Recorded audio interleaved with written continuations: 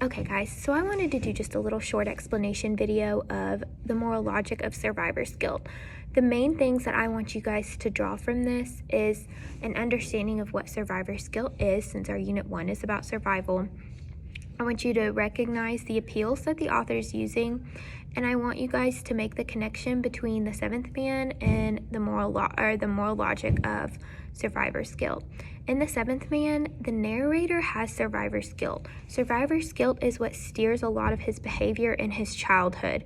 He feels guilty that Kay died and he didn't. So survivor's guilt is going to happen a lot with people in the military, people who survive car crashes.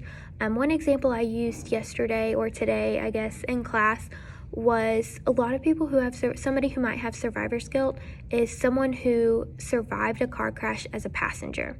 So let's say, everyone died in a car crash except for the person sitting in the back seat. That person, it doesn't logically make any sense for that person to feel guilty. They had no control over what happened. They weren't driving either car. They were just in a better position in the vehicle. Logically, it doesn't make any sense for them to be guilty, but the reason they feel guilty is because they feel empathetic. They want to help that person, and they have this need in their heart to help the other people who died, but they physically couldn't. And that's a lot of what the narrator felt towards Kay. He wanted so badly in his heart to help him, but he physically couldn't. He couldn't go out and save him, and that's why he feels guilty. It doesn't necessarily make logical sense, but it makes sense as you look at people who are trying to get through their grief, and that's what the narrator's doing. So I want you guys to kind of get past the fact that this story has a lot of big sentences and big words, and it's confusing, and if you are confused, you are not alone.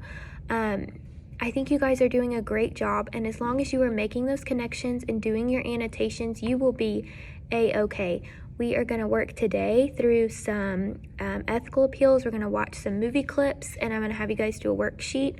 So this is really all I have for today. I just wanted to give you guys an explanation, an overarching explanation of the moral logic of survivor's guilt, because I think this is a little bit easier than me getting on and doing the audio through the slides. So if you have any questions, I'm going to try to have like a discussion Google Meet on Wednesday so we can kind of talk about it and talk about the appeals. So if you are looking forward to that, let me know.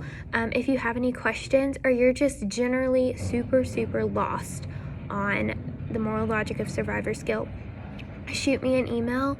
I'm going to need you guys to do all of the assignments. The reading and the annotations are going to be due on Tuesday, which is the 22nd at 11:59. It's open in Google Classroom until then. And then the papers that we did about the cinema and the ethical appeals, that's going to be due today too. So if you guys have any questions, please let me know. It's kind of hard for me to explain a whole lot about the moral logic of survivor's guilt, because this is something that works a lot better when you're having a discussion and I'm talking into the abyss. So if you guys have any questions, let me know, and I'd be more than happy to talk through it with you. So let me know. You guys are doing a great job, and have a great Wednesday. Be careful with all of this bad weather.